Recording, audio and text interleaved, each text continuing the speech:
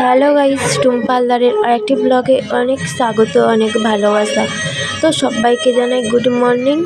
তো আমার ইউটিউব ফ্যামিলির সবাইকে জানাই শুভ দোলযাত্রা, হ্যাপি হোলি। সবাই খুব খুব খুব আনন্দ করো, প্রচুর প্রচুর রং মাখো আর অনেক আনন্দ করো। আমাদের বাড়িতে সবাই এসছে, দেখো আমার দিদিরা সবাই এসছে। মিষ্টি আর বৃষ্টি, ওরা দুজনে রং খেলছে। কিছু মুহূর্ত তোমাদের সাথে আমি শেয়ার করলাম। মিষ্টি আর বৃষ্টিকে রং মেখে খুব সুন্দর লাগছে, খুব দেখতে দারুণ লাগছে। তো আর এদিকে আমার দিদিরা সবাই রান্না করছে, দিদি মা সবাই মিলে রান্না করছে।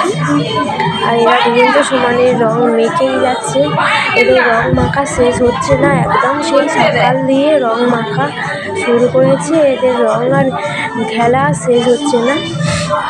তো বন্ধুরা, তোমাদের হোলি কেমন কাটলো অবশ্যই কমেন্ট করে জানিও। আমাদের এখানে দোল পূর্ণিমার উপলক্ষে হরি নামা হয়। তো দুদিন ধরে মেলা হয়, প্রথম দিন যাওয়া হয়নি, দ্বিতীয় দিন যাব। আগের বছরে মেলাতে বৃষ্টি হয়েছিল, জানি না এবছরে কি হবে। সারাদিন আগের বছর ভালো গেছিলো, রাত্রেবেলা ঝড় বৃষ্টি হয়েছিল। এই একটাই পুজোই আমরা খুব খুব আনন্দ করি, অনেকটাই বড় করে মেলা হয়। যদি আকাশ ভালো থাকে, বৃষ্টি না হয়, অবশ্যই আমি মেলার ব্লগ তোমাদের সাথে শেয়ার করব।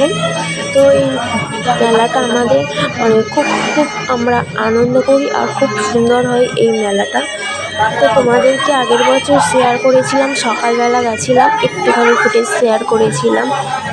তোমাদের মনে আছে কি না আমি জানি না, তবু আমি আবার এই ব্লগে বললাম।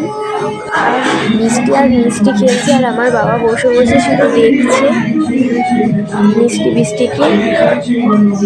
তো এই দেখো, মিষ্টি পুরো মাথায় রং ভর্তি করে দিয়েছে, আর মিষ্টি আমাকেও রং মেখিয়ে ভোগ করে দিয়েছে। আমার শরীরটা খারাপ ছিল, তার জন্য মাথাতে রং দেয়নি, তো একটু কপালে মেখেছি। এছাড়া এবছর হোলিতে আমিও প্রচুর আনন্দ করতে পারলাম না, সেই কবে থেকে ঠান্ডা লেগে আছে, এখনোই ঠিক হয়নি আমার।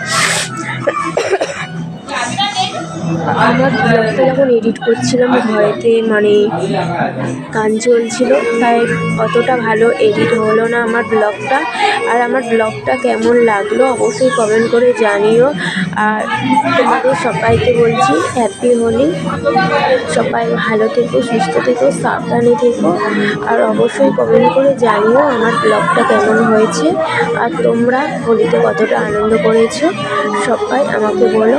আর আমার মিষ্টিকে রং মেখে কেমন লাগছে অবশ্যই কমেন্ট করে জানিও।